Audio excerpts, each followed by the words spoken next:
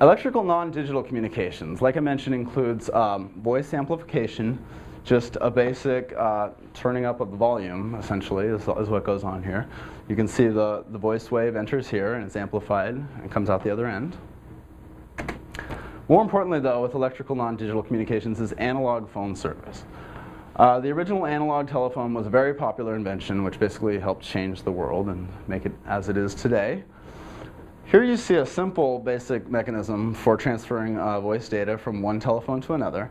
And you see a waveform here. Can anyone tell me, does that waveform represent the sound wave as it leaves my mouth and enters the telephone, or the electrical wave as it is transferred across the line? Anne? It's the electrical wave being transferred from to and from. Okay, Anne says it is definitely the electrical wave as it is transferred to and from, and that is true, but it is also the voice wave. In a sound wave, there is the peak of the wave is the volume, and the distance between the peaks is the frequency or pitch, high, low pitches, for example. When it becomes an electrical wave, we instead represent the same information with voltage here and frequency. So the exact same information travels, is recreated at the end of the transmission. That worked great, and that was just amazing for us for many years. Then we discovered digital communications, and things changed rapidly once this happened. With digital encoding mechanisms, it became possible to represent the same information, the same sound or information, with a series of ones and zeros, timed ones and zeros. A 1 would have been a short, like, 100th of a millisecond timed voltage of 5 volts, and a 0 would be the same timing but with 0 voltage.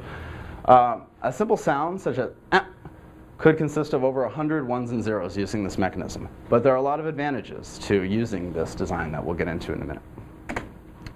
I'd like to touch upon the difference between data and information because I'll be using these terms often in this presentation.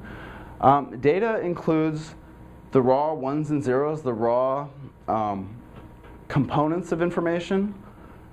Without proper interpretation, data is essentially meaningless, at least to people, certainly to people.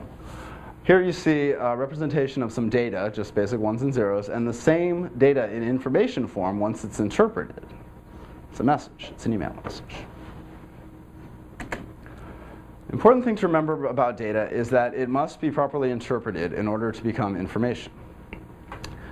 Can anyone tell me what information might be represented by this data here? Does anyone have it? Has anyone seen this type of representation of data before? Email message or? No, it's not an email message. Anne says it's email, but that's no. Not Morse code or anything like that, right? No. Brian says Morse code. No, that's not. You guys are going to laugh when you see this, because this data here represents this information right here, which you've all seen 100 times before. It's a baseball score. With a little bit of framing and structure and some identifiers here and there, data has become information. And in my opinion, that's good information. The important thing to remember about data and information is that data can be transferred to facilitate the communication of information as long as the two ends agree on the type and structure of the data. This is virtually non-negotiable, at least with network transfer. Data migration and stuff is a little different, but also there must be a medium by which to transfer the data. That can be copper wires, like our Ethernet, or wireless media, wireless router, a satellite uplink, an infrared transceiver. The other important thing to consider is that if targeted communications are required, then an intelligent design must be implemented. I'd like to use a brief example to demonstrate what I mean by that. How many of you here have used a printer plugged directly into the USB port of your computer? Okay, all of you, great. How many of you have used the same printer but put it on the network and accessed it that way? Okay, some of you, great. It's different, right?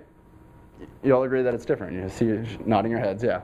The difference is that a USB connection is a point-to-point, just direct connection. There's no addressing required. There's no path determination mechanism. With a network design, the same data must travel through a path that could have several different routes to take. It's not just a single line. And so what we do is we use an intelligent design such as IP addresses, which have been in place for many years now.